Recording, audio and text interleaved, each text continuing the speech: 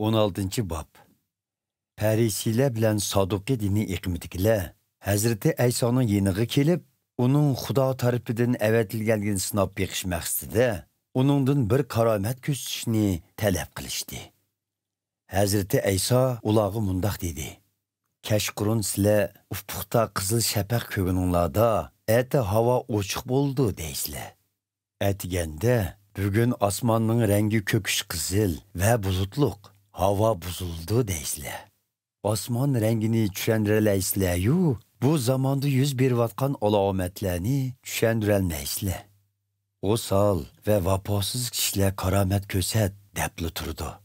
Biroq sizlarga Yunus payg'ambarning karomatidan boshqa ko'rsatiladigan ikkinchi karomat yo'q." Ondan Hazreti Ayso ularni tashlab ketdi.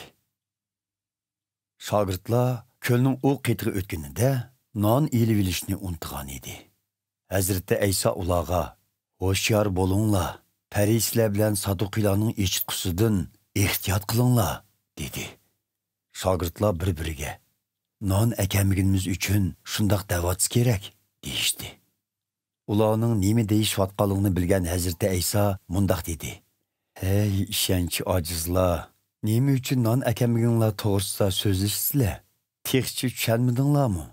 5 non bilan 5000 kishini to'ydiganligim, yana qancha sevat yemaklik yig'ib olganliginglar esinglarda yo'qmi? 7 non bilan 4000 kishini to'ydiganligim, yana qancha sevat yemaklik yig'ib olganliginglarmi esinglarda yo'qmi? Sizlar nemishqa mening aytqanimning non to'g'riliq emasligini tushunmaysizlar? Men yana sizlarga parislar bilan saduqiylarning eshitqusidan ehtiyot qilinglar deyman."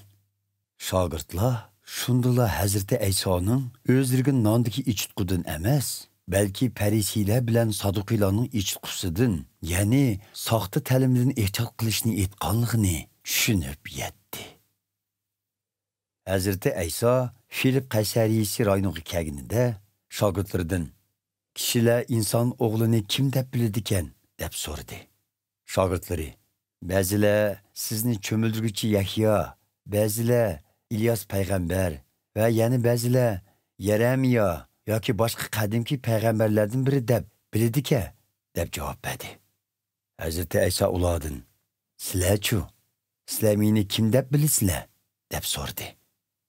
Petrus deb atalgan Simon: "Siz mangu hayot Xudoning o'g'li, qutqizg'uvchi Masih ekansiz" deb javob berdi. Hazreti Ayso uningga: "Nima degan baxtliksan, Yunus o'g'li Simon. Buni sana oshkorlug'uchi inson emas, balki arshdagi otam Xudodir. Sana shuni aytayki, sen bo'lsang Petrus, tosh. Men jamoatchiligimni bu tosh ustiga quraman. Uning ustidan o'limning kuchimi g'olib kelamaydi. Arshning podshohligining oshqishlarini sana beraman. Sening yer yuzida yo'l qo'yganlaring arishdimi yo'l qo'yilib bo'lgan bo'ladi. Sening yer yuzida yo'l qo'ymaganlaring arishdimi yo'l qo'yilmagan bo'ldi" dedi. Bu so'zlardan keyin Hazreti Ayso shogirdlarga o'zining qutqizg'uchi Masih ekanligini hech kimga tinmaslikni topildi. Shuningdan keyin Hazreti Ayso o'zining Yerusalimga ketishi oqsoqollar, oliy ruhoniylar va Tavrat ustozlari tarafidan ko'p azob uqubat tortishi, o'ldirilishi va 3-kuni tirildirilishi kerakligini shogirdlarga uqtirishga boshladi. Bu gapni anglagan Petrus Hazreti Aysoni bir chetga tortib, uni ayblab: "Ya Rabbim, nemishqa bundaq xiyolda bo'lasiz? Beshingizga bundaq ishlar asli kelmaydi" dedi. Lekin Hazreti Ayso Petrusga qarab: "Yo'qol ko'zimdan. Shaytondek so'zlayapsan. Sen menga putli qasham, sening o'ylaganlaring Xudoning emas, insonning xiyolidir" dedi. Keyin Hazreti Ayso shogirdlarga mundaq dedi: "Kim menga agishishni xolasa, o'z xohishidan voz kechib, o'zining krestini ko'tarib, menga agashsin.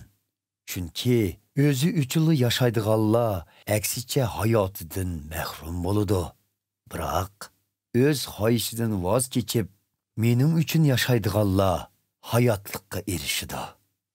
Bir odam bütün dunyoga ega bo'lib, hayotidan mahrum qolsa, buning nima foydasi bo'lsin? Nemini to'labmi hayotlikqa erishgili bo'lsin? İnsan oğlu bo'lgan men, otamning shon sharifi ichida farishlari bilan kelib, hamma odamning o'z amaliga tushliq javob qaytiraman.